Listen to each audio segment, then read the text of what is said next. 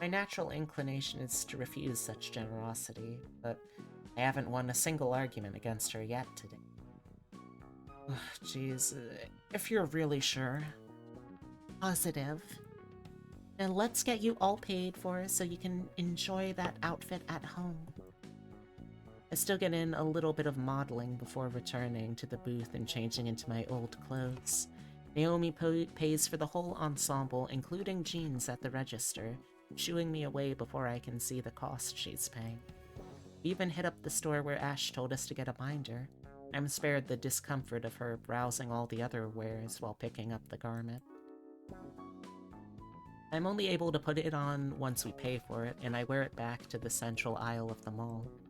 She's right, it does kinda hurt.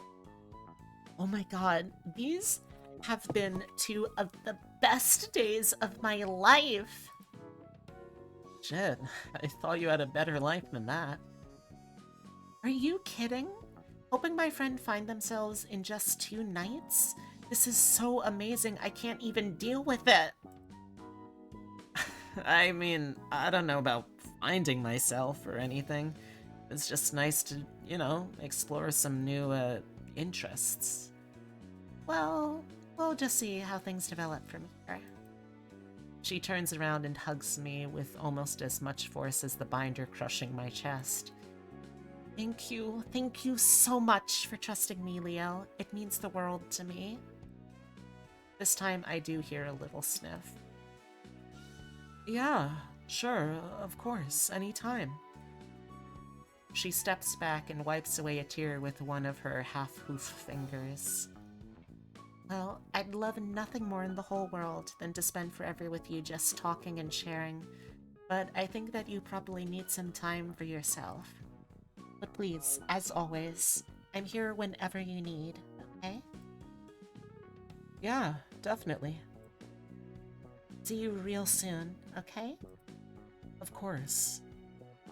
She wants to hug me one last time, but that would just lead to another one last hug, so she rejects the impulse before turning away and trotting towards it.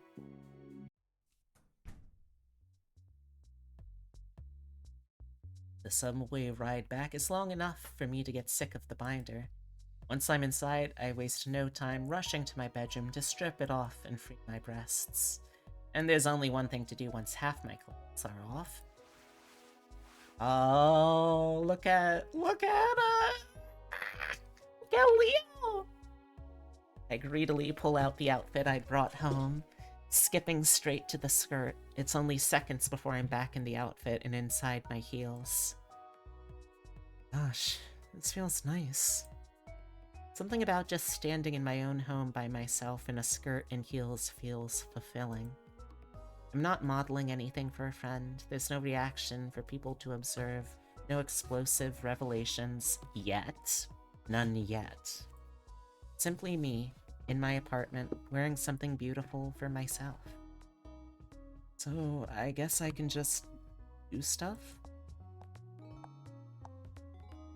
I walk about my apartment following cautious paths with wide turns, though I gain some amount of adeptness the more I walk. Simple chores and habits are imbued with a new energy as I put away dishes and wipe off counters. I swear, is this one going to be Leo has a fun little trad wife fantasy? Every little dip to put away something in a cabinet necessitates a novel and frankly feminine posture as I navigate walking in heels. Dozens of potentially new experiences litter my apartment, and I float between all of them. My feet rest on the crossbar of our counter stools in a new way with heels. I need to smooth out my skirt before sitting down on the couch. My sleeves hang in a new way when I fill a glass from the tap. Each mundane, everyday act is charged with novelty. I read a book for a few pages, and I play 5 minutes of a video game. I watch TV for long enough that I slump over, and I only notice the fact that I've unconsciously placed a hand over my chest after a few moments. Shit, this is so fun! I'm running out of chores, especially ones that I'd do in clothes like this, but I just keep wanting to do more. About the time I'm scrubbing the sink faucet, I notice something. Wait, why does that feel different?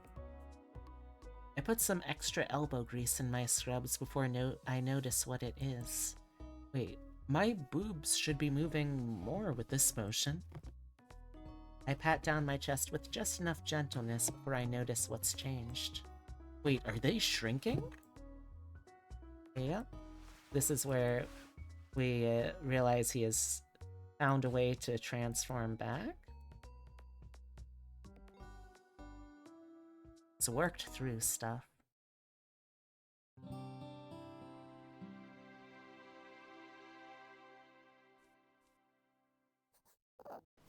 Jump ahead a little bit. Now I'm assuming the choice of who you decided to get close with the day before determines who you are going to be hanging out with at the beach here.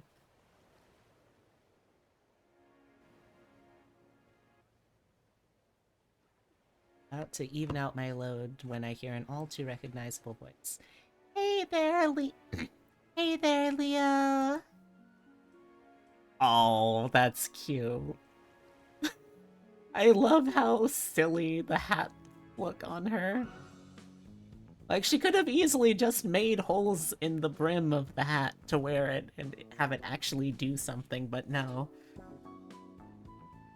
The beach muffles her usual hoof steps. In fact, she seems to be struggling in the sand as I turn back to see her approach in her modestly cut two-piece.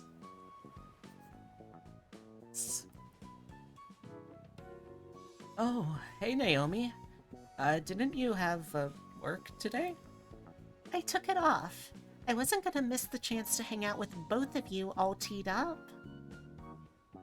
Kinda surprised you assumed I'd still be like this. Roman was so excited to have you both full furry that I figured he might convince you. And you look so good with your full coat, I thought you might be convinced. I peer past her and wonder if I see someone avert their eyes when they notice me looking. I think at least some other people think so. Of course they do! The smile I can't quite suppress flashes some more of my incisors. When I look back at Naomi, she seems content to end her contribution to the conversation there. I check to make sure Roman hasn't joined us to find him still cutting through the surf. So, you probably noticed I'm not, enhanced the same way I was yesterday. Oh yeah, I kinda doubted you'd be here if you were still in the same state. At least without a shirt on. Yeah, sorry if that's sort of, I don't know, disappointing. If she feels any actual offense, she's burying it under enough mock indignation that I can't tell. Yeah, how dare you come without a pair of tits and a string bikini? She laughs and I can't help but join her. But how did things go last night? Okay, if a little weird. I wore the skirt and all last night and had some fun just kinda doing everyday things around the house. The motion of her nods is emphasized dramatically by that sun hat stuck to her antlers. And after a while, my hips and bust just kinda melted away. Ah, I see. Well, it sounds like our shopping trip might have helped you figure some stuff out. Yeah, maybe. Thanks for all your help. Of course, thank you. My pleasure. How's Roman swimming, by the way?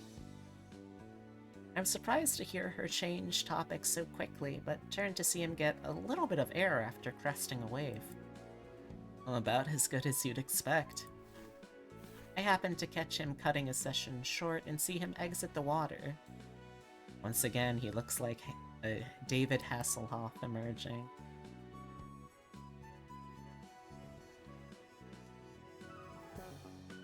I appreciate that for Ash, it was... I can't tell if Ash is into this or not. For Naomi, it's... I don't have to look over to know that Naomi is interested. He notices Naomi standing near me and jogs just a little bit faster until he's next to us. Hey, Naomi. Good morning, my lovely Lutrine. Should have let me know that you were coming. We could have saved a spot for you. Don't worry, I'll just carry my stuff. Beaches aren't the kindest on my hooves, so I gotta keep all my things on hand in case I need them. Oh, let me carry that for you. Is Leo just the nicest guy or what? Such a gentleman. I feel a little rush of pride as she says it, but I can't help but notice a dull tinge of bewilderment at her choice of words. I wonder why. It looks like you're acclimatizing to your body too. Oh yeah, I'm zooming around out there. Also, I feel weirdly dry right now, too. Yeah, that's the wetsuit effect you get as certain aquatic mammals. Well, it feels great. You want to try, Leo? Well, I put a foot in. For good luck.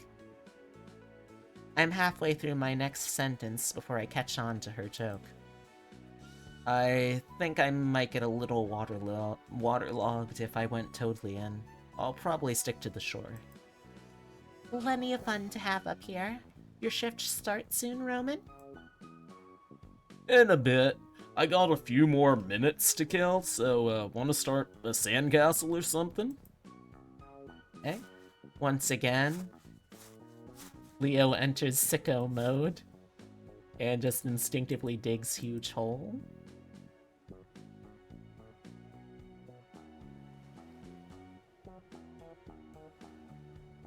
Alright, now are they gonna do the same? Well, let's just take a walk around.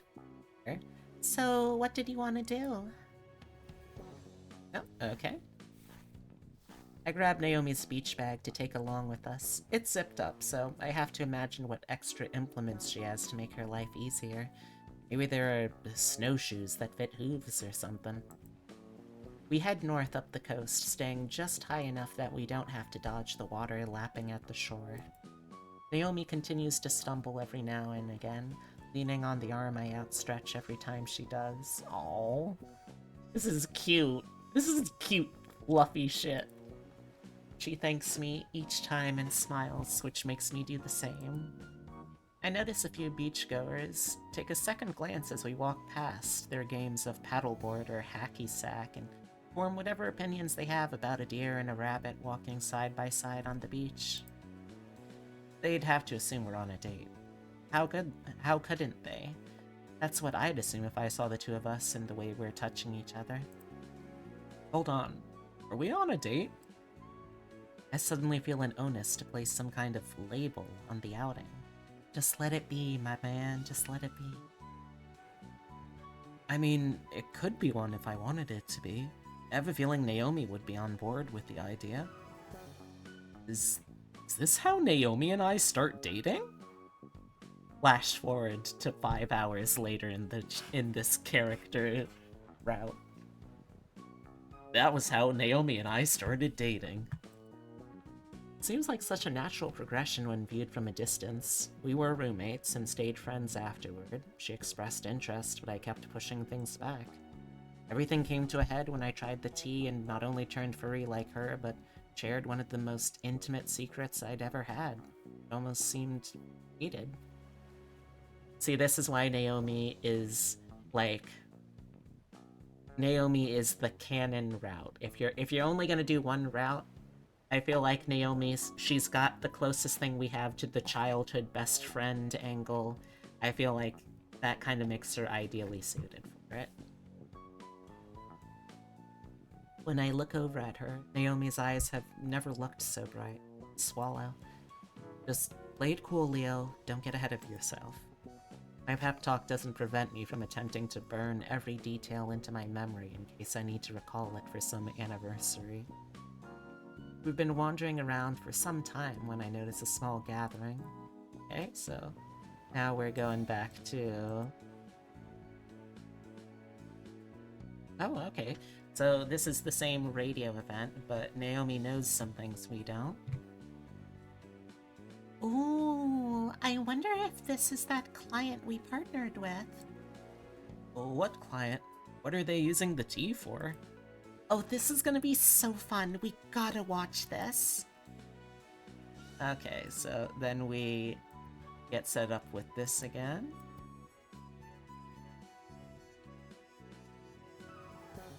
Wait, so is this like a furry beauty pageant? Oh yeah, this is that client. I should take some photos for the rest of the team to show them how it went. Yeah, she's a deer! And he's a rabbit! Wait. Wait. Wait, wait, wait, wait, wait, wait, wait!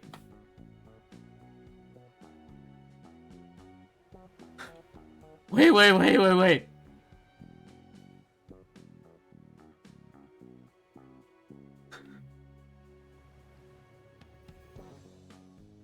KD, Zoe, legally you have to tell me if you're trying to make a backdoor into a backstory for me, otherwise it's entrapment. Okay?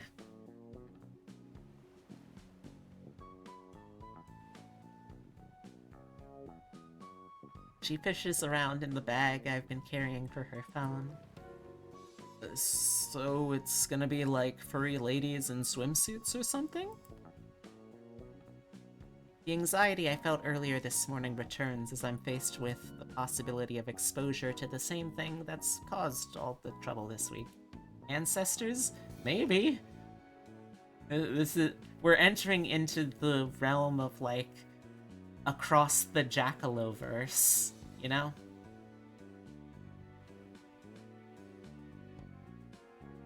Oh, well, maybe this isn't so relevant for me since I get to see this stuff at work. Oh, it's even better than that. Check it out. I think they're gonna start. Thank you for the head pat. And then we once again have them. Oh, oh, Naomi. She's having the time of her life.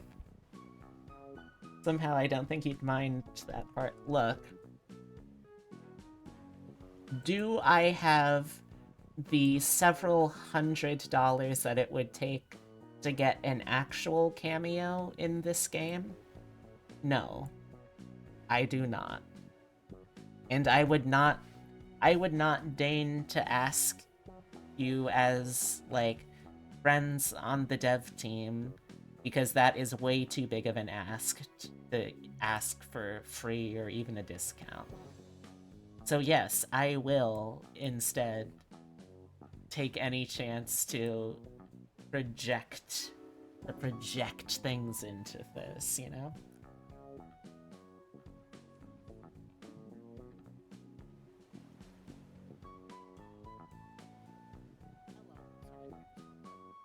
Hello.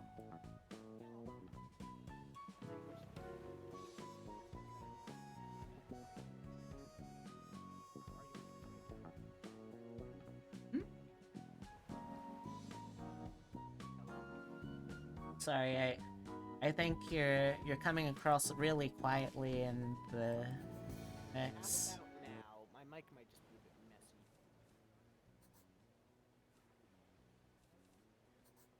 I think it might just be my mic is broken. Let me try something. How about now? Yeah, I can hear you. Just needed to turn things down on my end a bit too. I'll go through the introductions for all of y'all again at the very least, since I imagine this part is going to be relatively similar to the first time we've seen this now.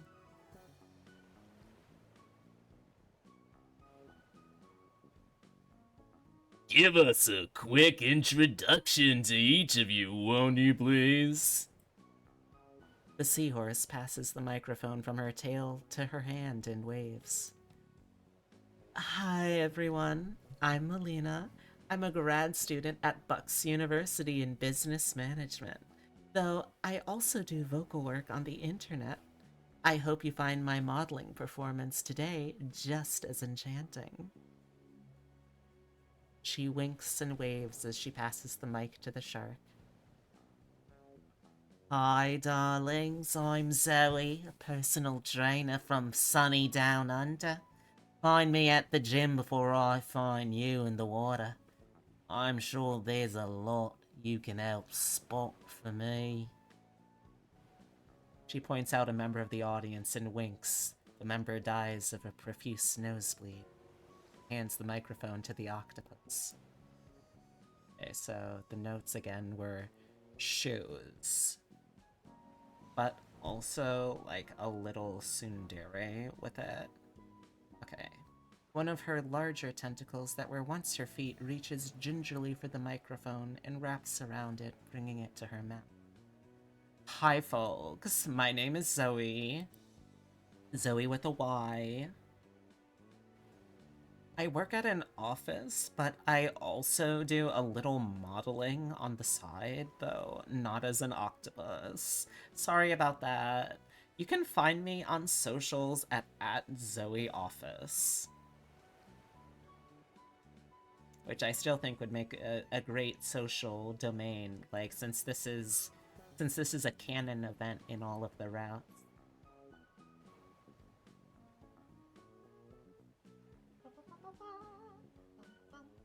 Thank you, Obsidian, for joining the Fluffle. But yeah, we've already seen this section, and it's about close to the. Oh. Thank you, Popstar Punk, for joining the Fluffle.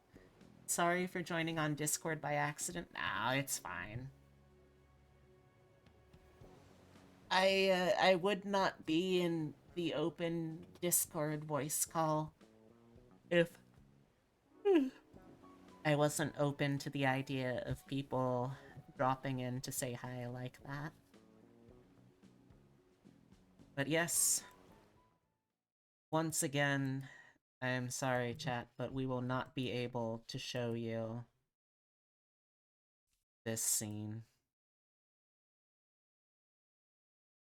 So once again, if you want to see how this happens, you're going to have to try out the demo yourself. And of course, make sure to wishlist the game on Steam, or keep an eye on it. Bookmark it in itch.io. Honestly, between you and me, I would say go with the itch.io every time, because itch.io gives developers a much larger cut of the profit than they see from Steam games. And also, if Mice Tea is anything to go by, Cinnamon Switch includes a Steam key in the purchase you make on itch.io, so that way, you're basically getting 2 games for 1. Yes, this is Coffee Buns. It is the spiritual sequel and kind of continuation in the canon of Mice Tea. But thank you all so much for hanging out with me during that. I had a lovely time. I hope all of you did too. And it is it is past midnight now, so it's about time, I think, to wrap things up. With that said, let's head on over here. Thank you, as always, to our deluxe tier supporters, Sir Rodamon, Sir Bubble Buns, and Super Upsetty. Thank you to our lovely raiders, Nijihime, VN, and Celia Lupus. Our new followers, Actually Rigged, Obsidian, Popstar Punk, and oh gosh, I missed one. What was that last one? And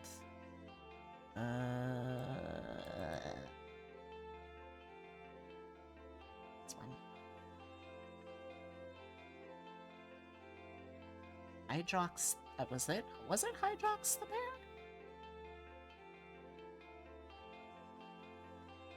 Yes, so.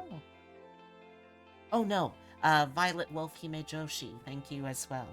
And of course, because the stream would be nothing without the people watching it, to each and every one of the viewers just like you, thank you. I appreciate it. Thank you for the stream. Thank you, Zoe, for giving me the opportunity. I really, really enjoyed this, and I cannot wait to be able to play more of the game. I honestly, I always feel a little bad since I feel like I don't know.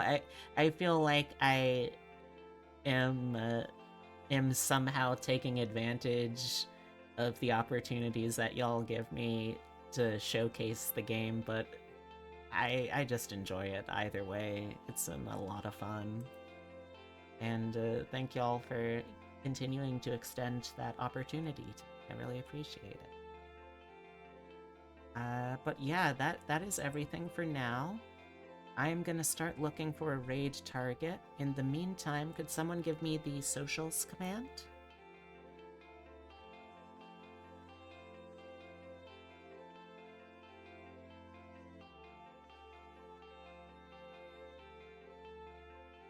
I mean, this time I wasn't even using the code. This time I was just using the stuff that is baked in to the demo. Although that said, I probably should make sure that my copy of the game is up to date to whatever standard y'all want it to be if I'm gonna showcase some things. So that's something I'll have to keep in my mind. Anyway, the first link there is my card. If you enjoyed what you saw tonight, you can see everything that I do and get in touch if you're interested in commissions. I do digital artwork, I animate live 2D rigs, and I guess technically I also am a voice actor, so hey, if you got something that you want me to voice, I would love to hear about it. You can do all of that stuff with the card. After that is Discord. I'm pretty much always on there. Like, if I'm awake, I'm there, and if I'm there, I'm looking to hang out. Yap, at the very least, say hi, how you doing? Blue Sky is my primary social media. You can use it to find my artwork, schedules, announcements, anything I feel worth sharing. And finally, YouTube, where VODs for special occasion streams go to live. When I remember, I should probably put them somewhere. And normally, I do not do a Saturday stream, but because I have to take Friday off for some medical issues, Saturday at 1 p.m. EST, I'm gonna be planning on doing a little extra bit of some Pokopia. So if you want to hang out as I play more Animal Crossing Pokemon, then see you here. I reflexively wanted to say tomorrow. No, I'll see you here Saturday at 1 p.m. EST. For now, though, oh, you know what? I see here that one of the people I follow is doing a 24-hour birthday subathon. That seems like a good thing to raid into as any. So let's do so.